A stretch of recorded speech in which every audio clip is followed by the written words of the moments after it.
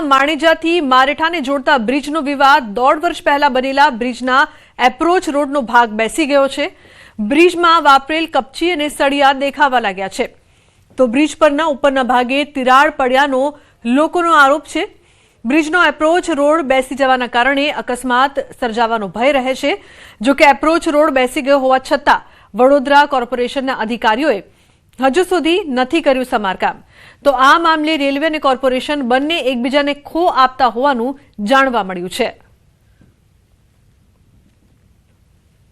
કામગીરીમાં ભ્રષ્ટાચાર થયો એવું માની શકાય, કેમ કે આ બ્રિજનું જે ઓપનિંગ થયું ત્યારથી હજુ તો ઘણો ટાઈમ બી નથી થયો, તો પણ ઘણા ખાડા પડી ગયા છે અને બ્રિજની ઉપર જઈએ આપણે તો ઇવન વાહન ચલાવીએ તો ત્યાં રેતી કપચી અને એ બધાની એ બી પડેલી છે, જે કોઈ સ્લીપ થવાના ચાન્સ બી ઘણા બધા છે। જે ઉપરના ભાગમાં જઈએ તો વાહન અગર 20-30ની સ્પીડની ઉપર હોય તો એ સ્લીપ થવાના ફૂલ ચાન્સીસ બી બને છે। ખાડા પડી ગયા વગર લાપરવાહી હોય તો જ ખાડા પડે ભાઈ, એમને ના પડે। એ બાકી અમે તો ખાતા બધા 2-3 દિન કીધું, મેં કીધું આવું બ્રિજ બન્યો ને આવું થાય જોખમાં તો ખરી ના, બહુ થાય, બહુ હાથીને જવું પડે। અમુક ગાડીઓ ફસાઈ જાય, બગડી જાય તો પાણી ભરાઈ જાય, આખું ઘૂંટણ જેવું પાણી ભરી જાય। બધા જાય આવે છે, એમાં જો સાથે નાના બાળકો હોય તો એને પણ નુકસાન પહોંચે, એટલે જલ્દી તકે આ સારું કરી દે તો સારું છે। બેદરકારી તો કરી, આગળ બી તૂટી ગયું હતું તે બી બે રિપેર કરાયું છે, આ તૂટી ગયું છે, હજુ આગળ બી ખાડા છે। આ જે બ્રિજ બન્યો છે એમાં ગળે પડે ખાડા પડી ગયા છે, એ કોઈ રિપેર કરવા આવતું નથી અને વધારે એક્સિડન્ટ થવાના સંભાવના વધારે રહી છે।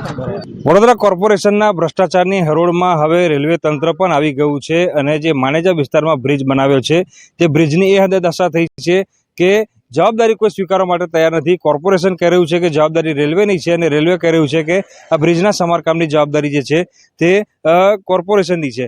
અત્યારે દ્રશ્યોમાં જોઈ શકાય છે કે લગભગ 1 થી 1.5 વર્ષ જ થયો છે આ બ્રિજની શરૂઆત થઈ, એ પહેલાં જે બ્રિજ જે છે તેની દુર્દશા થવાની શરૂ થઈ ગઈ છે। બ્રિજને જોડતો જે રસ્તો જે છે ત્યાં જોઈ શકાય છે કે મસ્ત મોટા ખાડા જે છે તે પડી ગયા છે।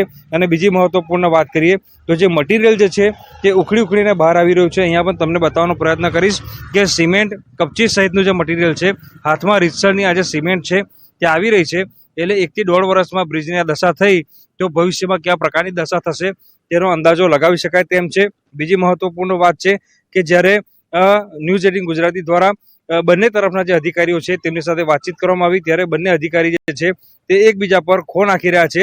રેલવે કહી રહ્યું છે કે આ બ્રિજ અમારે નહોતો બનાવવાનો, પરંતુ અમે કોર્પોરેશનને બનાવી આપ્યો છે, હવે જાળવણીની જવાબદારી કોર્પોરેશનની છે અને કોર્પોરેશન કહી રહ્યું છે કે આ બ્રિજ રેલવે બનાવ્યો છે, રેલવેના કોન્ટ્રાક્ટરે બનાવ્યો છે, એટલે એની જાળવણીની જવાબદારી રેલવે તંત્રની છે।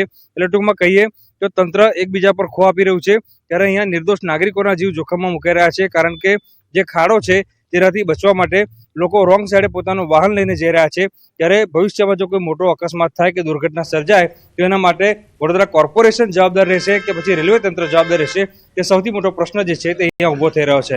હાર્દિક દીક્ષિત, ન્યૂઝ 18 ગુજરાતી, વડોદરા।